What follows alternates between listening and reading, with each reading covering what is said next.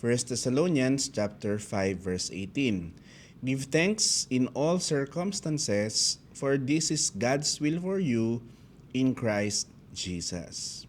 Ang ating pong pagbubulay ngayon ay pinamagatang po nating be appreciative. Alam niyo po, sa panahon natin ngayon, sa mundong ating ginagalawan na para bang ang dali-dali na mag-focus dun sa mga bagay na wala ang tao, kesa mag-focus dun sa mga bagay na meron na siya.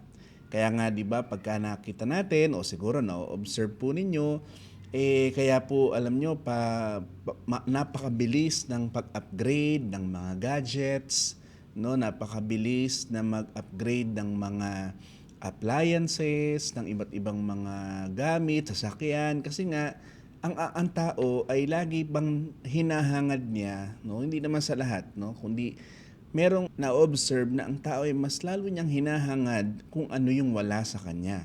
Sabihin, nako, luma ng model to, mas gusto ko yung mas bago na. Ganon karamihan ang focus ng mga tao sa panahon po natin. Pero alam niyo po ba na ang pagkakaroon ng appreciative heart ay nagtatransform po kung paano natin tinitignan o nakikita ang buhay. Nakakatulong din po ito paano natin ititreat yung ibang tao. At nakakatulong din po ito kung paano natin ma-experience ang ating Diyos. Sapagkat ang appreciation, hindi lang po ito basta good manners, no? Ito po ay isang kalooban ng Diyos. So paano nga po ba tayo magiging appreciative? Ano ba yung mga katotohanan na kailangan po nating matutunan para po ma-practice natin yung tinatawag nating appreciation? Ibig sabihin po na appreciation, yung po bang kung ano man ang meron tayo ay kinikilala natin, pinagpapasalamat natin. At hindi na tayo nagfo-focus dun sa wala pa tayo. Yan. Kundi kung ano man ang meron tayo, ina-appreciate natin ito, pinagpapasalamat natin ito. Okay? So una, appreciation is an act of obedience. Wow, ang ganda po no? Na ang appreciation po pala o ang pagkilala ay isa pong pagtugon o isa pong pagsunod. Alam niyo po, pag tinignan natin, yung pong salitang give thanks, di ba ang ating pong verse ay nakasulat sa 1 Thessalonians 5:18, give thanks in all circumstances, for this is God's will for you in Christ Jesus. Alam po natin na kapag ka po sinabing obedience, ay yung pagsunod po natin doon sa kalooban ng Diyos. At kagaya nga po ng sabi natin kanina, ang pag-appreciate po ay hindi lang po basta mabuting asal kung hindi po ito'y kalooban ng Diyos. Kapag tinignan po natin yung phrase na give thanks sa kanyang original na salita, ang ibig sabihin daw po pala nito ay pagiging grateful, no? Pagiging grateful sa isang tao, pagiging grateful sa kung ano man ang meron siya, at ina-acknowledge po niya na yung mga favor na nasa kanya ay galing po sa Diyos. Alam niyo po, itong salita na ito ay hindi po ito passive, no? Ito po ay isang intentional at isa pong vocal action. Ibig sabihin, dapat po ay nakikita sa ating mga gawa, sinasalita natin at atin po na-appreciate ito.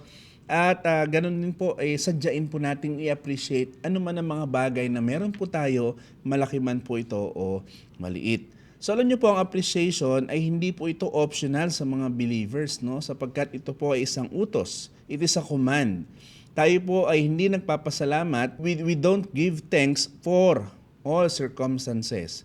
But we give thanks in all circumstances. Sa lahat ng bagay, tayo po ay nagpapasalamat, ina-appreciate natin kung ano po ang ginagawa ng Diyos at Kanya pong ipinagkakaloob sa atin. Alam niyo po, sabi nga ng isang quotation po, gratitude turns what we have into enough.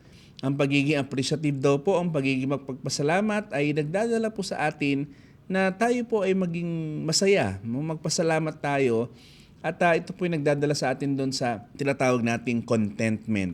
Yan. So mga kapatid, kung ang feeling nyo minsan parang ang unfair ng buhay, no? Kapag minsan para bang wala na tayong makitang maganda sa paligid natin, let's start appreciating those small things na ibinibigay ng Diyos sa atin. Kagaya ng nagising ka kaninang umaga, nakakain ka ng 3 beses ang araw, meron kang trabaho, nakapaglilingkod ka sa Diyos. Alam niyo, yung mga bagay po na ganun ay minsan dahil nagiging regular na, hindi na po natin na-appreciate yung mga blessing po na yon. Kaya po tuloy minsan ang nangyayari Sa halip po na appreciation ay complain ang ginagawa po natin. Puro na tayong reklamo, no? Kaya po mga kapatid, tandaan po natin na ang appreciation ay isang uri o isang gawa ng pagsunod. Number 2, ang appreciation po ay nakapag-build ng relationship. Wow, ang ganda po na, no?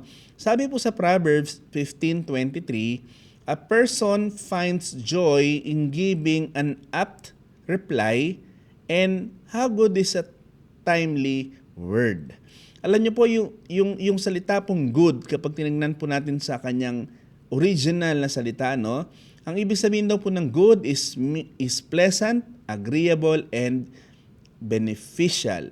So, pag sanay po natin a timely word of appreciation, ito po ay yung pong ina-appreciate natin yung mga tao sa ating paligid, no? Sapagkat kapag ina-appreciate po natin ang mga tao sa ating paligid, nakakapagpalakas po ito ng bond, nakapagpapagaling po ito ng mga hindi pagkakaunawaan, at nakapagbibigay po ito ng galak. Yung pong pagkakaroon ng attitude spirit, at iniiwasan po natin yung expressing it is like wrapping a present and not giving it. Parang bang pinapaasa natin. So mga kapatid, lagi po natin tandaan na kapag po tayo ay naging appreciative sa ibang tao, nakapag-create po ito ng magandang relationship. Kasi napakasarap po kaya ng na-appreciate, no? O ngayon, sino po ba? Ito pong oras na ito pong pagpakikinig nyo sa ating pong pagbubulay.